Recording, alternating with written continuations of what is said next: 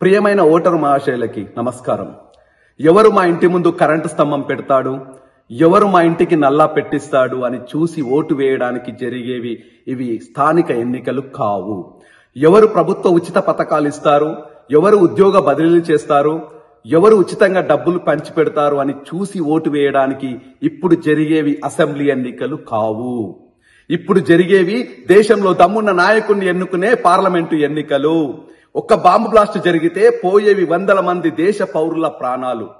అందుకే దేశంలో ఉగ్రవాదులను ఏరి పారవేసి మన ప్రాణాలు రక్షించే నాయకుడిని ఎన్నుకోవాలి.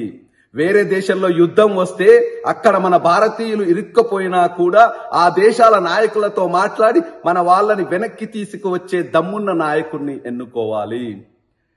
అభినందన్ వర్ధమాన్ లాంటి ఒక్క పైలట్ తన విమానం కూలిపోయి పాకిస్తాన్ లో పడిపోయినా కూడా పైలట్ కి హాని కాకుండా, ఏమైనా పైలట్ కి హాని జరిగితే తీవ్ర పరిణామాలు ఉంటాయి అని బెదిరించి శత్రు దేశాన్ని భయపట్టే మునగాన్ని ఎన్నుకోవాలి. ప్రపంచంలో భారతదేశంను అగ్రదేశంగా తీర్చిదిద్దగలిగే దేశభక్తుని ఎన్నుకోవాలి.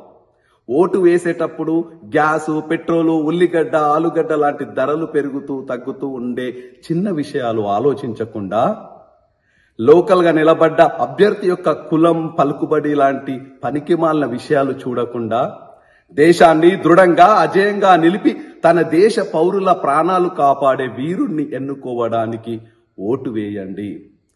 మీ అమూల్యమైన ఓటును వేసి దేశంలో మంచి నాయకుణ్ణి, నీతివంతంగా పాలించే నాయకుణ్ణి ఎన్నుకోవడానికి ఈ ఎంపీ ఎలక్షన్స్ ఉన్నాయి.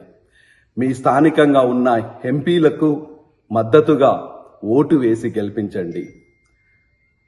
జై తెలంగాణ, భారత్ మాతాకి జై. జై హింద్.